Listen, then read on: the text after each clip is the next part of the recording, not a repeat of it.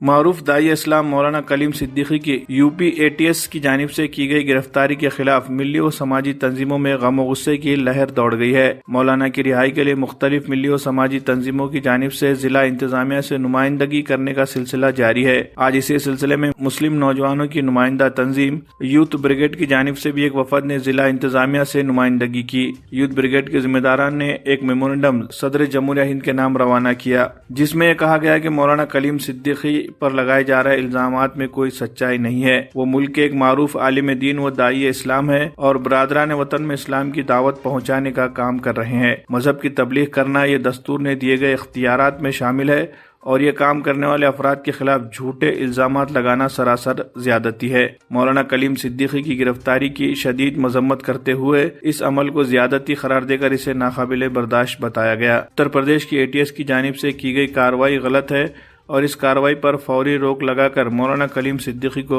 रिहा किया जाए, इस तरह का मुतालबा किया गया।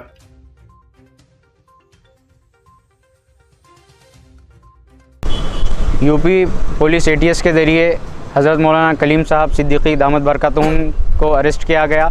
हम यूथ ब्रिगेड नांदेड़ की जानिब से उसकी सख्त मजम्मत करते हैं और अभी हमने राष्ट्रपति साहब को कलेक्टर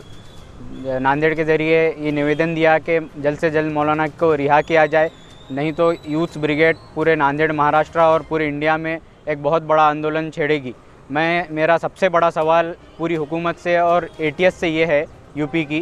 कि अगर आपने मौलाना को सिर्फ़ और सिर्फ धर्म परिवर्तन कराने या फिर जो भी एलिगेशंस उनके ऊपर लगे हैं उसकी बुनियाद पर अरेस्ट किया है, तो आप एटीएस से मेरा सवाल है और आपको जवाब देना ज़रूरी होगा, क्योंकि अगर मौलाना को सिर्फ़ और सिर्फ धर्म परिवर्तन की बुनियाद पर अरेस्ट किया गया है तो अभी तक योगी आदित्यनाथ को क्यों अरेस्ट नहीं किया गया। योगी आदित्यनाथ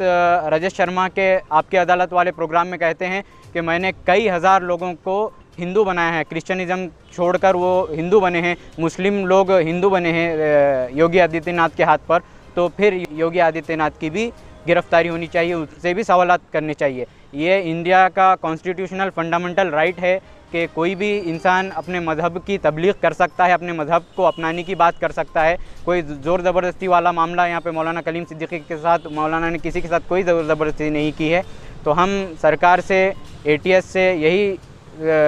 निवेदन करते हैं और ये जो बिकाऊ चैनल के बिकाऊ एंकर जिस तरह की लैंग्वेज मौलाना के लिए इस्तेमाल कर रहे हैं, मैं इन तमाम बिकाऊ चैनल से यही बोलना चाहूँगा कि ये सब पास्ट में भी इन्होंने मौलाना साद साहब के साथ किया था, उसके बाद वो झूठे साबित हुए। इसी तरह मौलाना कलीम सिद्दीकी के साथ ये ना हो और ये लोग जल्द से जल्द माफ़ी मांगे और मौलाना की रिहाई की।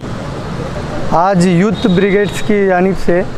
हज़रत मौलाना दाई इस्लाम कलीम सिद्दीकी साहब दामद बरकातुहुम को जो गुज़िश्ता एक दिन पहले उनकी गिरफ़्तारी अमल में आई और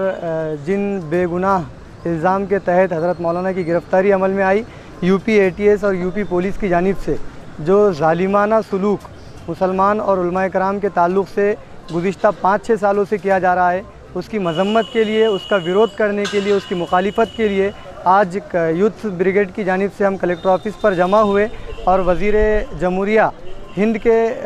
कलेक्टर ऑफ़िस के ज़रिए से उन तक हमारा निवेदन और मेमोरेंडम को हमने पहुंचाया और यही उसमें चंद मुतालबात किए गए हैं कि जो हज़रत मौलाना की बेकसूर जो उनकी गिरफ़्तारी अमल में आई है उनको रिहा किया जाए और इस तरह के बेबुनियाद और बेबुनियाद इल्ज़ामात जो यूपी एटीएस और यूपी पुलिस की जानिब से मुसलमान उलमाए कराम के ताल्लुक़ से और मुसलमान रहनुमाओं के ताल्लुक़ से लगाए जा रहे हैं, इसको सरे से खारिज करते हुए यूपी पुलिस को और यूपी एटीएस को पाबंद करने का काम वहाँ की हुकूमत की जानिब से किया जाए, क्योंकि अनकरीब 2022 में यूपी के इलेक्शन है और उसका फ़ायदा हासिल करने के लिए इस तरह के प्रोपेगेंडे अपनाए जा रहे हैं, इस तरह के कारनामे अंजाम दिए जा रहे हैं। आर्टिकल 15 और 25 के तहत मुसलमानों को और तमाम मज़हब वालों को ये आज़ादी हासिल है कि वो अपने मज़हब की तबलीग कर सकते हैं, अपने मज़हब की इशाअत कर सकते हैं। उसी के तहत क़ानूनी दायरे के अंदर रहते हुए हज़रत मौलाना कलीम सिद्दीकी साहब अपनी दावत व तबलीग का काम कर रहे थे, लेकिन उनके ऊपर ये बेकसूर इल्ज़ामात आयद करते हुए एक साजिश के तहत उनको फंसाया गया है। आज हज़रत मौलाना कलीम सिद्दीकी साहब पर जो बेबुनियाद इल्ज़ामात लगाए गए और उनके एटीएस ने, लखनऊ एटीएस ने जो उनको अरेस्ट किया है, उसके ख़िलाफ़ हम ज़िला कलेक्टर पे आए थे यहाँ पर मेमोरेंडम देने के लिए, जो कि सदर जमहूरिया को देना था। और उसके बाद यूथ ब्रिगेड और दूसरे ऑल NGOs जो थे हमारे साथ में, उन्होंने मेमोरेंडम दिया और सभी ने मिलकर ज़िला कलेक्टर साहब से एक रिक्वेस्ट की